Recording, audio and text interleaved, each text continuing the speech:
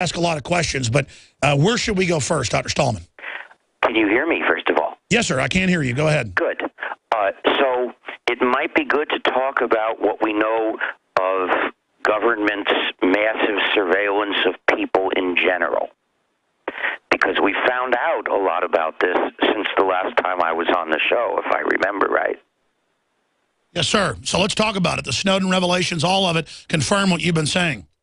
Well, yes, and we should express our appreciation of Edward Snowden. So 3 cheers for Edward Snowden. Hip, hip, hurrah. Hip, hip, hurrah. Hip, hip, hurrah. We have to say that very often. I say that in my speeches and ask people to cheer him, because they're the people who don't want us to know how they're mistreating us call Snowden a criminal, and they say he should be assassinated. We have to not just think that he's a hero, but say he's a hero and invite others to say so, to counteract the movement to demonize him. In any case, thanks to his heroism, we now know of many ways that the government collects data about people in general, and then misrepresents, using twisted bureaucratic language to make it seem that that's not what they're doing. But that is what, thanks to the careful analysis done by journalists, we know that that's what the government is doing. And we just found out that many countries in Europe have made deals saying, we'll give you access to snoop on people through our systems as long as you promise not to use them to snoop on our citizens. Of course, they can't tell that that promise is being kept, but it doesn't even matter, because if each country says you can use our digital systems to snoop on everybody except the people in our country, then they can snoop on anybody through the systems of other countries. So what does this imply? It puts democracy in danger. You see, the idea of democracy is that the people control what the state does, and that enables the people to have the state do the things that they want it to do and not do the things they don't want it to do. But in order to control what the state does, we need to know what the state is doing. And that's difficult when states act secretly. And in order to find out what they're really doing, we need heroes like Snowden, whistleblowers. And we've got to defend him, because if they can bring him down, they'll be able to sell the rollout of total surveillance publicly that was already there. Right, exactly. They want to bring him down so as to scare anyone else from trying to tell us what the state is doing to us. He was exposing criminal activity. He is a hero, and the criminals are saying they want to murder a U.S. citizen. This is outrageous. Yeah, although, of course, under the First Amendment, you can say that you think certain kinds of people ought to be killed. You can't ask someone to actually do it. But, freedom of speech is pretty broad. And the point but when it's government officials doing it, I think it crosses the line. It becomes very dangerous. Maybe so. Well, in any case, it is dangerous. But for me, the crucial point is we want to defend Snowden and get it clearly established that we regard him as a hero, and clearly established that the government. We need to celebrate Snowden. We need to celebrate him. We need to celebrate him, as you're saying. Yeah. In any case, the point is the government doesn't want other people to tell us what the government's doing, and therefore it tries to demonize whistleblowers, prosecute them, but in order to do that, it has to figure out who they are. So this leads us to a conclusion. How much general surveillance can permit the existence of democracy? And the answer is, if there's enough general surveillance to find the whistleblowers, then we can't have democracy. And we know the NSA on record is aimed at the media now and aimed at whistleblowers to suppress speech and people exposing crime. I want to come back with you, Dr. Stallman, after this quick break to continue your analysis, and then I want to get into Not just the government, as you've pioneered exposing the corporations with all their spy tech and everything. Where is this going if we don't turn it around? How do we stop it? Stay with us. It's time to kick some ash because cigarettes have met their match. Smokers are switching to Vaporite e-liquid by LeSig because when you kick ash, you kick tar and smelly smoke too. LeSig smokes the competition with real people customer service, a 7-day satisfaction guarantee, and same-day fast free shipping. Become a vapor today at LeSig.com, spelled LECIG.com. LeSig e-cigarettes. Kick some ash.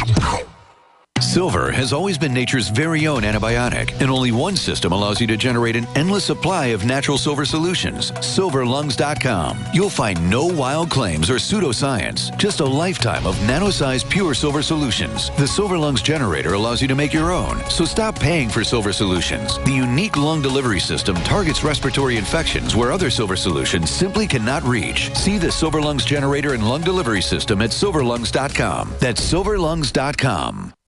Great news, pure water lovers. BigBerkeyWaterFilters.com has a special discount offer for all GCN listeners. You can't do better than a Big Berkey for economy. For only 1.7 cents a gallon, a single set of filters can last for 5 to 10 years. There's none better than a Big Berkey for emergency preparedness as a backup water source. And you just can't beat a Big Berkey to remove dangerous chlorine, all types of fluoride, pathogenic bacteria, cysts, parasites, and unhealthy byproducts from municipal water. Berkey water filter systems are even powerful enough to purify stagnant pond water. For the gold standard in water filters, get a Big Berkey at BigBerkeyWaterFilters.com. And all GCN listeners get 5% off all ceramic filter systems. For details, call 1-877-99-BERKEY. That's 877-99-BERKEY. Big Berkey Water Filters, for the love of clean water. It's been said, those who control the food control the people. Are you concerned about GMO foods making you sick and affecting your mind? Many people suffer from lack of energy, insomnia, loss of stamina, weight gain, and the inability to think clearly. Genetically modified crops, processed foods, and toxic chemicals can compromise your health and are silently destroying your digestive system, which accounts for 80% of your immune system. Take back control of your health with Pro EM1 Probiotic from Terraganics. Pro EM1 Probiotic helps protect your body against irritable bowel syndrome, constipation, Crohn's disease, celiac disease, diabetes, the common cold, and much more. And including a powerful probiotic like Pro EM1 is part of your daily routine, puts you back in control and prevents you from becoming a mindless zombie manipulated by the pharmaceutical and GMO agendas. Call Terraganics at 866-369-3678 or visit Terraganics.com. Terraganix.com. Hi there. My name is Frank Bates. What I'm about to tell you in the next 60 seconds could get me in a lot of trouble.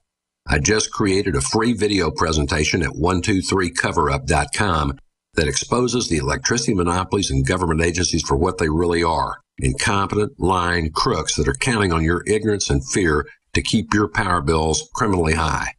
Some have called this a conspiracy. Others have called it a cover-up, and you will be shocked to find out how deep the conspiracy goes.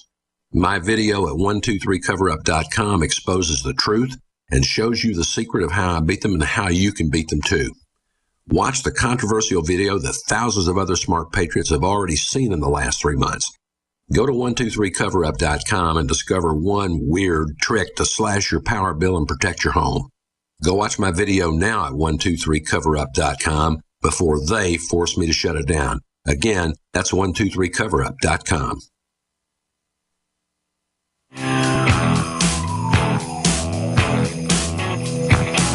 Alex Jones here, back live. Dr. Richard Stallman, gnu.org, gnu.org, or stallman.org, a pioneer of internet freedom, free speech, inventor of really some of the only alternatives to the horrible operating systems and things that are designed to spy on us. And he joins us now. This is a 6-minute segment, long 18-minute segment coming up. He says he will take phone calls, so I'll give that number out coming up in the next segment. You know, tech questions, internet freedom questions for Dr. Stallman. So where are we in the battle lines? I mean, it's not just the government, as you've said. It's everything from television sets to, quote, smartphones to smart meters to cars having black boxes that track us to taxes. They're just putting all these Trojan horses and everything openly and saying they're going to be able to predict the future and manipulate us and corner markets with all the stolen data. But it's really a revolution of the thieves and of the snoops to take over the culture. And then I guess you're one of the top generals out there fighting it. I mean, obviously you've spoken about Aaron Swartz, how they came after him. This is a war, is it not, Dr. Stallman? Well, yes and no. First, I should fill in a gap in what I said in the previous segment. Why is it that this level of general surveillance is incompatible with democracy? It's because the level of general surveillance of people's communications makes it possible to identify the whistleblower. They can see which officials or staff people talked with a journalist, and that means they can find out who blew the whistle, and they can punish those people, and that's what makes them people scared to do it. So we must redesign digital systems so that they don't collect enough data to let the government find the whistleblowers. And that's a massive technological change that we need to make. Now, you've brought up the point that a lot of this surveillance is directly done by companies, and they do it mostly for their commercial reasons. They want to predict what sorts of things people will buy and so on, transforming advertising from a mere annoyance to something dangerous when they add the tracking of people to it. But the point is, the business surveillance of people is dangerous because the data they collect is available to the state. So they're like, it's that each business is like another tentacle of the state surveillance apparatus. And they trade the baseball cards, and they all share in the data mining. Yeah. So the point is, we have to redesign all of these systems so that they don't track what people are doing, except for those people who are the subject of a court order because there was some reason to suspect a particular person, and that authorizes investigation of someone. Well, we always protected whistleblowers until just recently. We've seen an incredible persecution of legitimate whistleblowers. Well, actually, we didn't always protect them. For instance, Daniel Ellsberg, Nixon tried to prosecute him, but the prosecutors made a mistake, and they had to drop the case. Sure, I mean, but the press used to come to the aid more of whistleblowers. Yes, that's true. And in addition, Obama has attacked whistleblowers with an energy unlike any previous president, or maybe even all. I think I read it was all previous presidents. That's what I meant. There's an escalation. Yes. And we also see many practices meant to invite people into being surveilled, like Facebook, like the car insurance companies that say they'll charge you less if you install the black box that records where your car goes. And then there are the navigator devices that record everywhere your car goes. If you buy a GPS navigator box to stick in your car on the dashboard, well, it records everywhere that you go, and if you ever connect it to the net to update the maps, it says where you went. How do you like that? And that's because it's not free software. See, that's how the surveillance connects with free software, because basically, the surveillance issue connects with the free software issue. With software, either the users control the program, that's free software, or the program controls the users, which is non-free, proprietary user subjugating software.